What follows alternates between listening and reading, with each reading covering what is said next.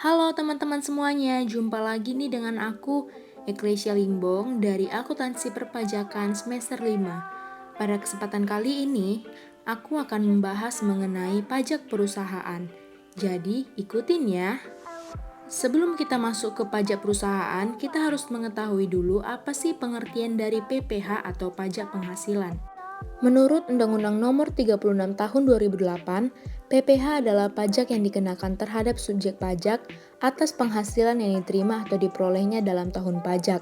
Sementara, penghasilan sendiri ialah setiap tambahan kemampuan ekonomis yang diterima baik dari Indonesia maupun dari luar Indonesia yang dapat menambah kekayaan wajib pajak yang bersangkutan. Itu dia pengertian daripada PPh. Aku harap teman-teman bisa mengerti ya. Mari kita lanjut ke pembahasan kita. Pembahasan kita kali ini mengenai PPh pasal 21, 22, 23, 24, 25, 29 PPN dan PPNBM. PPh pasal 21. PPh 21 adalah pajak atas penghasilan berupa gaji, upah, honorarium, tunjangan, dan pembayaran lain dengan nama dan dalam bentuk apapun sehubungan dengan pekerjaan atau jabatan, jasa, dan kegiatan yang dilakukan oleh orang pribadi subjek pajak dalam negeri. Teman-teman dapat lihat di layar penerima dan penghasilan yang dipotong oleh PPh pasal 21. Selanjutnya adalah PPh pasal 22. PPh pasal 22 adalah pajak yang dipungut sehubungan dengan transaksi pembayaran atas penyerahan barang, kegiatan impor, dan kegiatan usaha di bidang lain, serta kegiatan penjualan barang yang tergolong sangat mewah. Batas waktu pembayaran yaitu tanggal 10 bulan berikutnya, dan batas waktu pelaporan tanggal 20 bulan berikutnya. Untuk tarif pajak barang impor, teman-teman bisa lihat di layar. Apabila menggunakan API atau angka pengenal impor, maka tarifnya adalah 2,5% dikali nilai impor. Sementara apabila non-API, dia tarifnya 7,5% dikali nilai impor. Selanjutnya PPh pasal 23. PPh pasal 23 merupakan pajak yang dikenakan terhadap wajib pajak dalam negeri dan BUT atau bentuk usaha tetap atas penghasilan dari yang pertama, penanaman modal, yang kedua, penyewaan aset fisik dan finansial, ketiga, keterlibatan dalam pekerjaan atau kegiatan, keempat, pemberian jasa tertentu. Berikutnya adalah pemotong PPh pasal 23. Teman-teman bisa lihat di layar ya. Untuk tarif PPh pasal 23 ada dua, yaitu 15% dan 2%. 15% yaitu terdiri dari dividen, bunga, royalti, hadiah, penghargaan, bonus, dan sejenisnya. Untuk yang 2% yaitu sewa dan penghasilan lain sehubungan dengan penggunaan harta, jasa teknik, jasa manajemen, jasa konsultan, dan jasa lainnya. Selanjutnya adalah PPh pasal 24.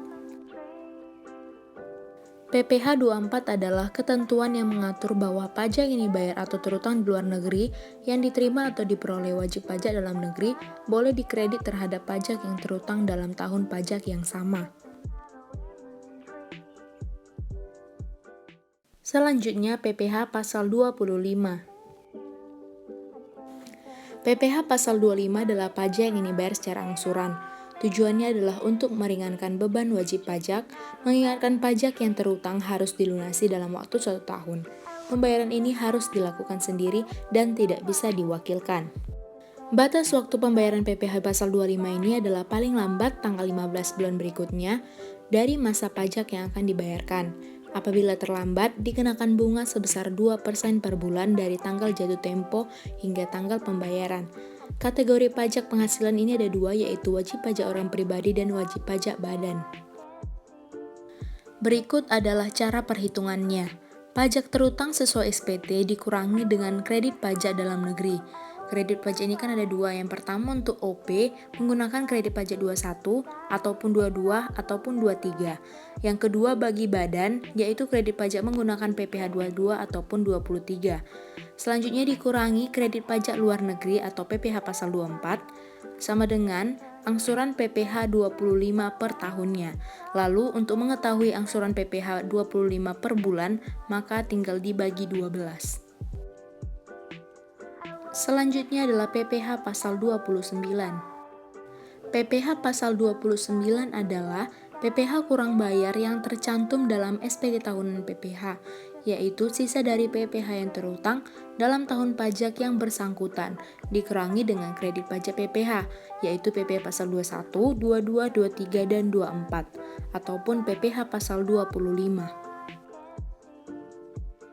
Untuk tarif PPh pasal 29 dibagi dua, yaitu wajib pajak orang pribadi pengusaha tertentu dan wajib pajak badan.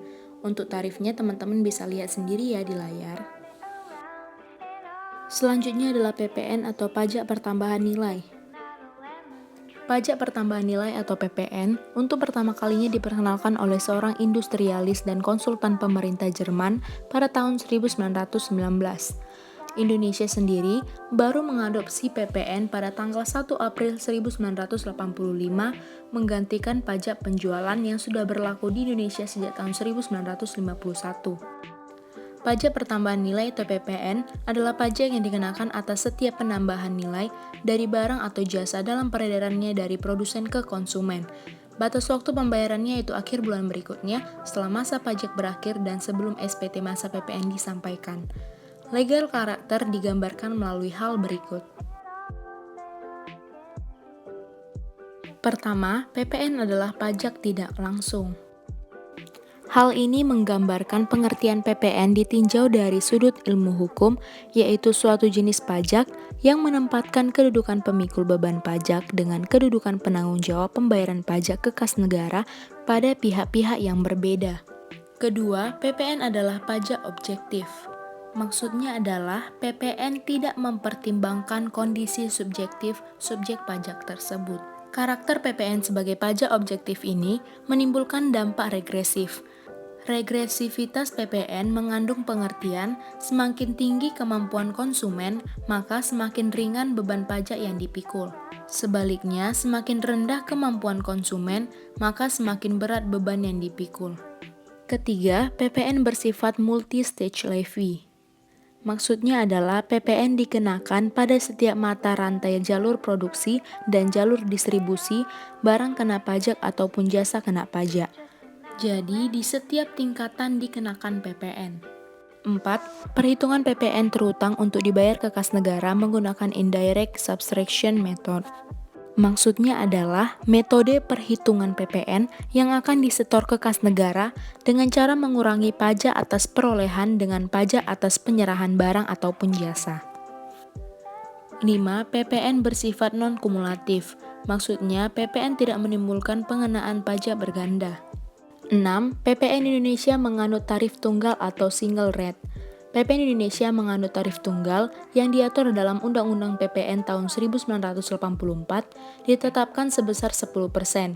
Dengan peraturan pemerintah, tarif ini dapat dinaikkan paling tinggi menjadi 15% atau diturunkan paling rendah menjadi 5%.